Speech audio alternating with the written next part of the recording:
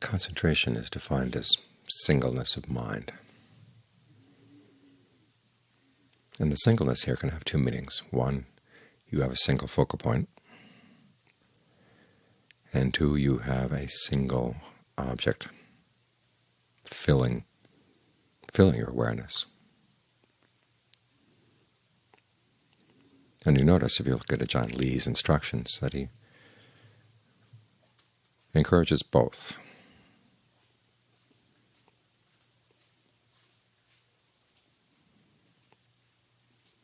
That you focus your attention on what he calls the resting spots of the breath, and that you're aware of the whole body, aware of the breath throughout the body, allowing it to be connected so that when you breathe in, the breath energy in the different parts of the body isn't in conflict, it's all in harmony.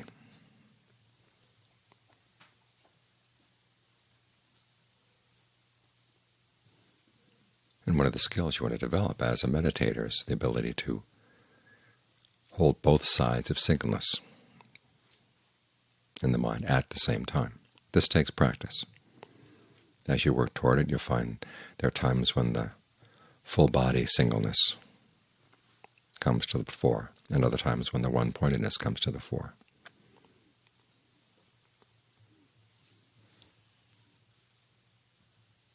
Especially as you're going through the body section by section, you're going to be focused on one particular point or one particular area.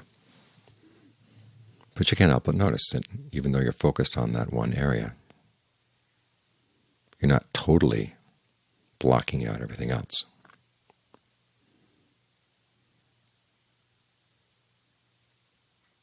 It's like looking at a painting. You may focus on one detail in the painting, but as you're focusing on that, you can't help but see the rest of the painting. You might think of it as foreground and background. The foreground is the single spot or the single area, and the background is the whole body.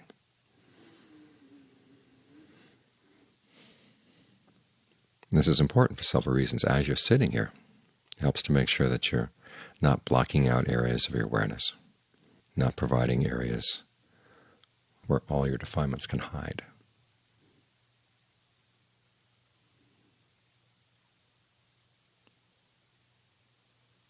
You want to have a 360-degree awareness. So if anything comes up in this field of body and mind, you want to know.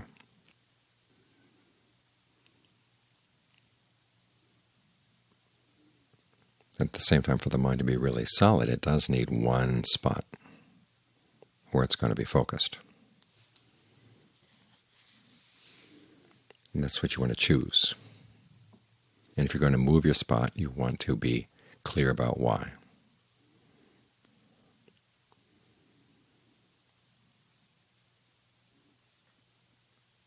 This is why we start out with the body as your frame of reference, because it's especially useful as you're going through the day. And you want to maintain mindfulness, you want to attain as much concentration as you can as you're dealing with other issues and things you have to think about, jobs you have to do. The one spot of your focus is going to have to move around.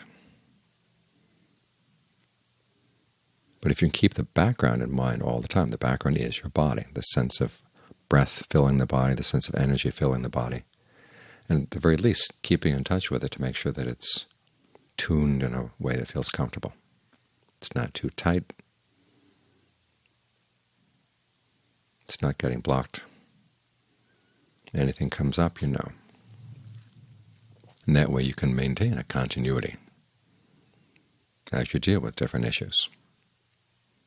As you talk, as you wash dishes, as you work in the orchard, whatever the activity, you can always have this background in mind. Be sensitive to it as much as you can. There is a tendency that when we're dealing with the world, that our awareness goes out into the world, and the body gets pushed off to the side.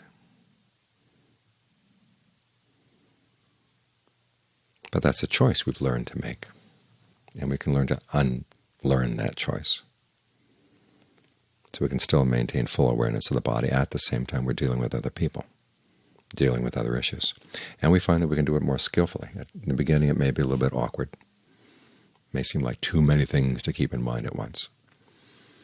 But as you get more and more used to having this as your ground, you find that you have more and more of your mind at your fingertips. Things you might not have thought of otherwise will come to you, because you've opened up all the channels.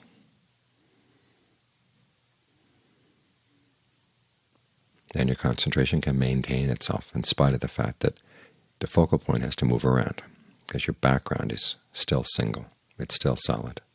And whatever else comes in you can notice, and it just goes right through. Remind yourself that this sense of the energy in the body is porous, if you want it to be porous. In other words, whatever people say, you just go right through. You don't have to react. You don't have to get worked up about it. The same with thoughts coming through the mind. You can be aware of the thought at the same time you're still grounded in the body. If you want your energy to be non-porous, you can make that way as well. In other words, you sense you're with people who have a negative energy, and you don't want to pick up on their negative energy, you can fill the body with a strong awareness and have kind of a force field that keeps everything else out. The image in the canon is of a hardwood door, and someone tries to throw a ball of string into the door. It doesn't make a dent at all. The way we normally are, is the Buddha says, more like a lump of clay. Someone tries to throw a stone into the clay, and it makes a huge dent. It goes right into the clay.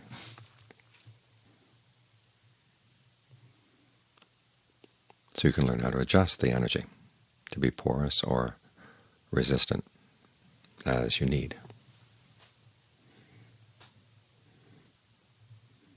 But the important thing is that you maintain this grounding as much as you can. I've used the image of a spider on a web before. Remember, the spider in this image stays on the web. It just moves around in the web, but it has the web as its basic range. It has its hiding spot in the web, and also if a fly comes in or whatever else comes in and gets caught in the web, the spider zips out, captures the fly, spins its thread around it, and then goes back. In doing this, it doesn't have to leave the web. So as you notice what's happening, the different things you have to focus on, you can move around, but you don't want to leave the grounding of the body.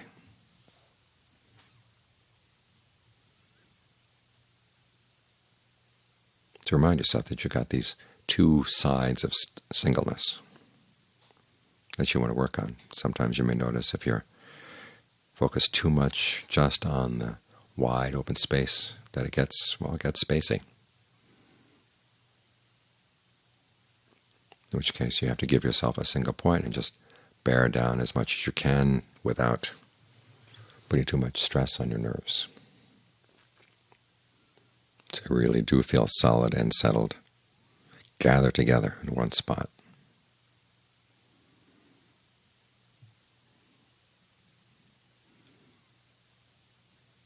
And then if it gets too heavy, then it's a sign that you've lost the spaciousness of your background.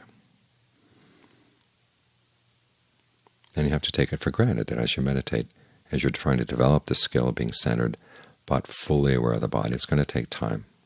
You're going to go back and forth, emphasizing one side for a while, another side for another while, until you can get the balance just right.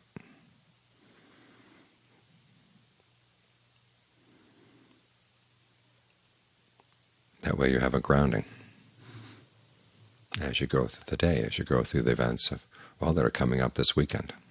A lot of people are going to be here. And what happens when there are a lot of people? There are a lot of opinions, there are a lot of words, there are a lot of things that need to be done and said. And if you let yourself get blown away by what gets said, what gets done, you lose your grounding.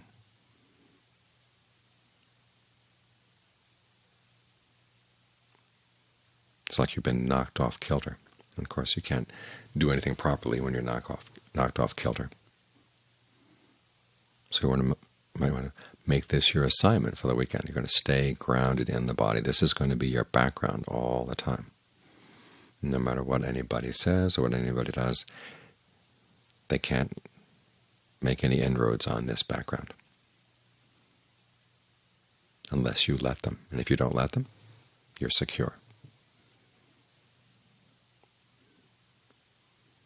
That way, whatever you do and say comes from a position of strength, comes from a position of confidence. This is your territory.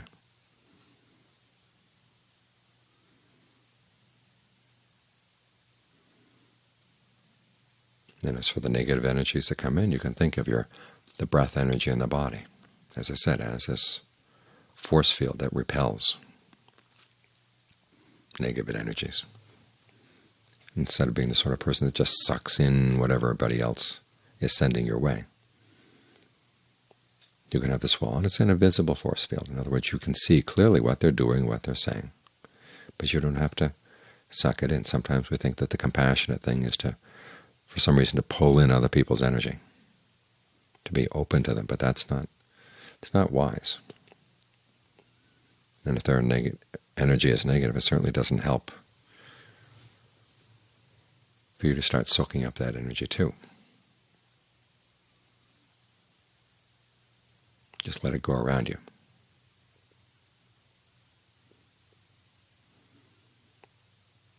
In this way, you're actually a lot more helpful to them. You're more solid, you're more reliable. And keep your wits about you. It's probably one of the best ways in English of explaining the term mindfulness. You have all your wits about you. You're alert. The things that you should remember you've got right at your fingertips.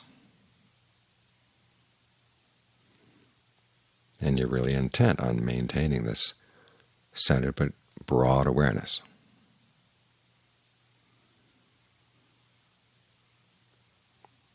That requires that you pay full attention to being right here.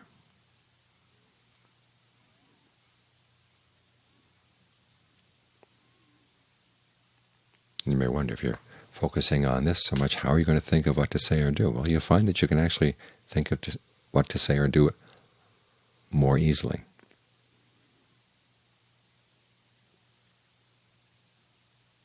Because nothing is blocked out.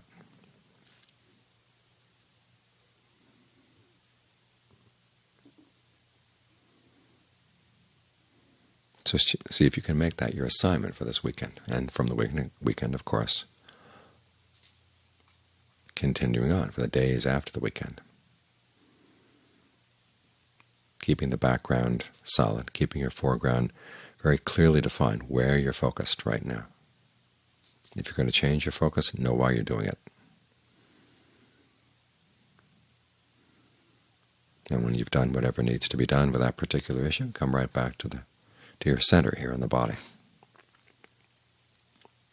For having the center in the body strengthens both the foreground and the background.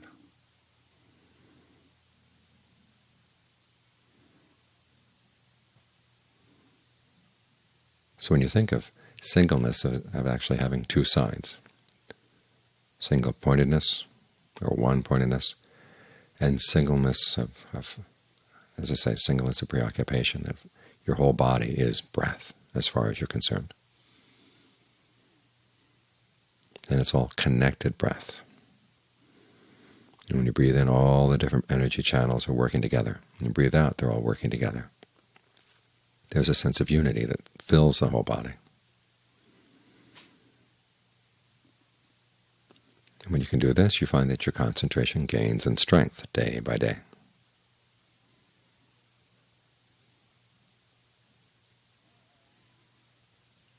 It becomes more and more continuous and builds momentum, because it's not chopped up into little bits.